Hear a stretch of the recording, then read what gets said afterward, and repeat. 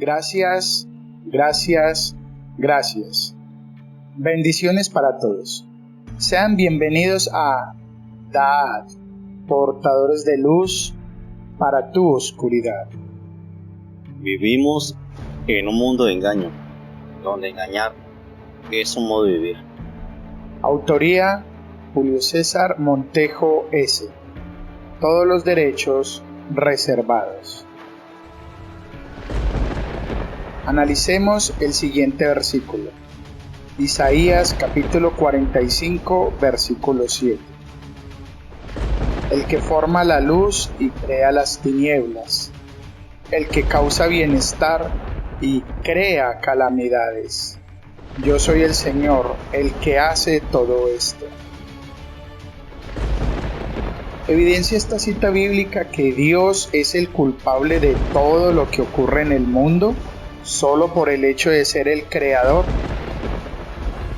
Muchas veces hemos escuchado a algunas personas culpar a Dios por todo lo negativo que sucede en sus vidas.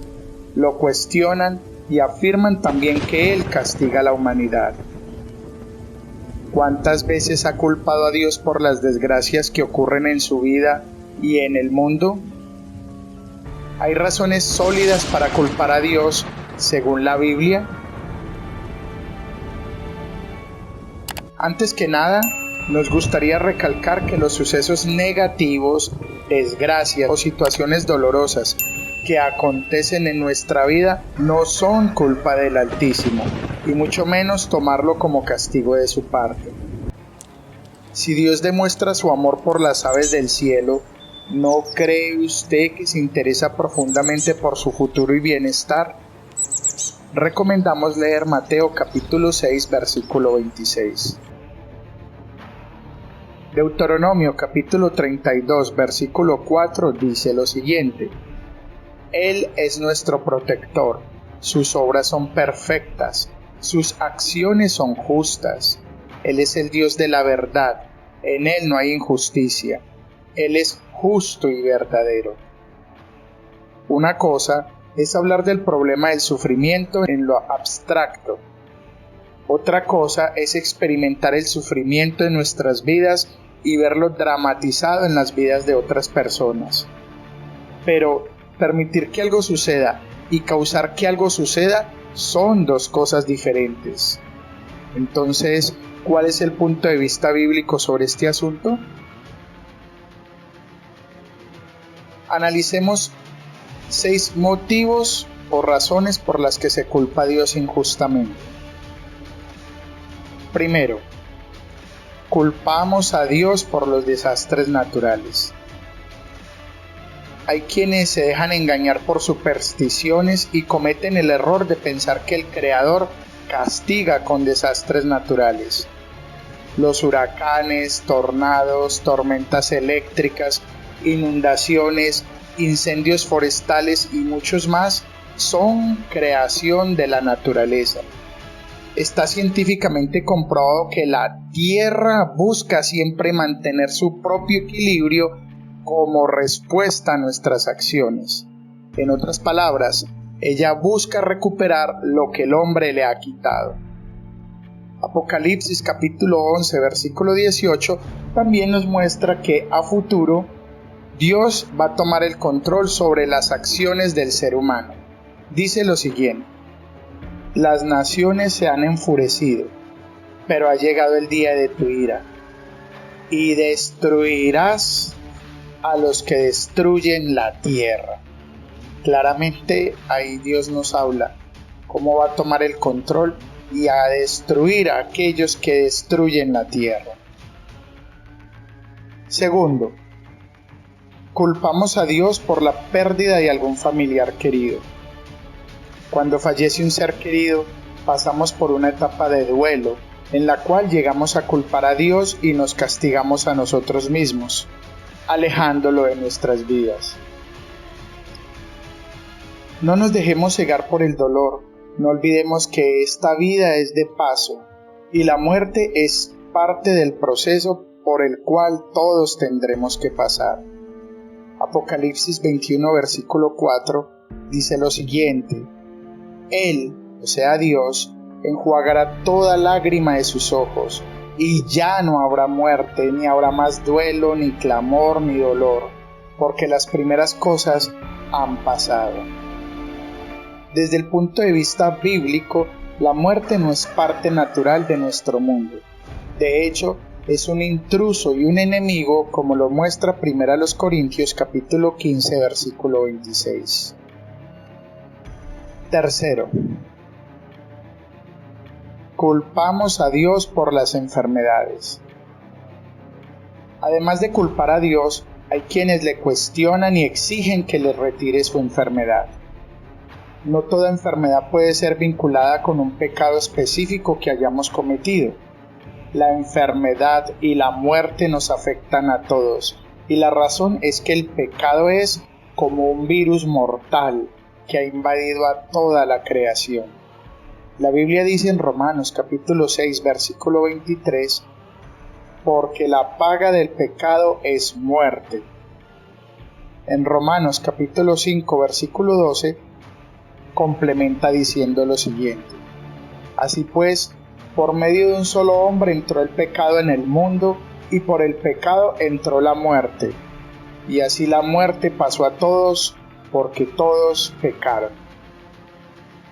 Es por causa del pecado de Adán que nosotros sufrimos muerte, y que el mundo entero gime en quebrantamiento y dolor. Dios no es responsable de la muerte, sufrimiento, dolor, enfermedad que vemos a nuestro alrededor. Cuarto, culpamos a Dios por las muertes injustas o sufrimiento de personas inocentes. Lo que hemos visto hasta el momento nos lleva a preguntarnos si algo como el inocente, hablando en términos técnicos, existe. Según la Biblia, en Romanos capítulo 3, versículo 23, todos han pecado y están destituidos de la gloria de Dios. Por lo tanto, nadie es inocente en el sentido de estar sin pecado. Todos nacimos con una naturaleza pecaminosa, heredada de Adán. Los efectos del pecado impregnan todo. El mundo está caído y como resultado toda la creación sufre. Los invitamos a leer en sus Biblias Romanos capítulo 8, versículo 22. Lo más doloroso de todo es el sufrimiento de un niño. Los niños son los más cercanos a la inocencia que jamás hayamos visto en este mundo. Y para ellos el sufrimiento es verdaderamente trágico. A veces los niños inocentes sufren por el pecado de otros, las guerras, negligencia, abuso, conductores borrachos, etc. En estos casos podemos decir definitivamente que el sufrimiento no siempre es el resultado de un pecado personal, y aprendemos la lección de que nuestro pecado siempre afecta a los que nos rodean. En el libro de Oseas, capítulo 4, versículos 1 al 3, se nos dice lo siguiente, sobre cómo Dios entabla un pleito con su pueblo escogido, porque no hay lealtad entre la gente, ni fidelidad ni conocimiento de Dios. En el verso 2 dice, abundan en cambio el juramento falso y la mentira, el asesinato y el robo, el adulterio y la violencia, y se comete homicidio tras homicidio. En el versículo 3 leemos lo siguiente, por eso el país está de luto, se quedan sin fuerzas los que viven en él, y con los animales salvajes y las aves mueren también los peces del mar. Estas palabras describen perfectamente la situación en nuestros días. ¿No lo cree? En Eclesiastés capítulo 8, versículo 9, dice lo siguiente, todo esto he visto al entregarme de lleno a conocer lo que se hace en este mundo, y el poder que el hombre tiene de hacer daño a sus semejantes. Mucho del sufrimiento que ocurre en nuestros días no es el resultado de los actos de Dios, sino de hombres perversos y corruptos de este sistema de cosas gobernado por fuerzas invisibles. Le animamos a leer en sus Biblias primera carta de Juan capítulo 5 versículo 19, y Efesios capítulo 6 versículo 12. La Biblia también dice que la gente sufre ya que a todos les llega algún mal momento y algún suceso imprevisto, como nos muestra Eclesiastés capítulo 9 versículo 11. Los accidentes se producen sencillamente porque estamos en el lugar y el momento equivocados, o porque somos imprudentes o cometemos errores. Quinto, culpamos a Dios cuando concluye una relación sentimental. Es normal sentir que el mundo se termina cuando una relación amorosa finaliza. Lo que no debería ser normal es culpar a Dios. El Rey del Universo, en su inmensa sabiduría, sabe por qué ocurren las cosas, y si su relación llega a su fin, confíe en que hay algo mejor para usted. Proverbios capítulo 4 versículo 5 dice lo siguiente: adquiere sabiduría, adquiere inteligencia, no te olvides ni te apartes de las palabras de mi boca. Nuestro consejo en este respecto es: cultive amor propio. Las malas experiencias le sirven para conocerse mejor y le permiten ver cómo reacciona ante las decepciones. ¿Cómo podemos amar a otra persona cuando ni siquiera sentimos amor propio por nosotros mismos? Recomendamos leer Mateo capítulo 22 versículos 37 al 39. Sexto, culpamos a Dios por nuestra estabilidad económica. Nadie es culpable de sus problemas económicos. La única persona responsable de su economía es usted. El Creador da por igual a todos la capacidad de discernir y la libertad de tomar decisiones. Administre sus bienes siempre para bien y deje en manos de Dios lo que no puede dirigir para obtener un mejor resultado. El mundo material es un don de Dios, un medio para que podamos ser felices y podamos amarlo a Él. Lo único que le ofende es cuando ponemos el materialismo antes que a Él y antes que a nuestros hermanos. Mateo capítulo 6 versículo 33 dice: pero buscad primero su reino y su justicia, y todas estas cosas os serán añadidas. Y Lucas capítulo 20 versículo 25 menciona lo siguiente: entonces Él les dijo: pues dad al César lo que es del César, y a Dios lo que es de Dios. No podemos esperar que Dios derrame bendiciones si nunca damos a Dios o a nadie más. Proverbios capítulo 3 versículos 9 y 10, según la versión Dios habla hoy, dice lo siguiente. Versículo 9: honra al Señor con tus riquezas y con los primeros frutos de tus cosechas. 10. Así se llenarán a reventar tus graneros y tus depósitos de vino.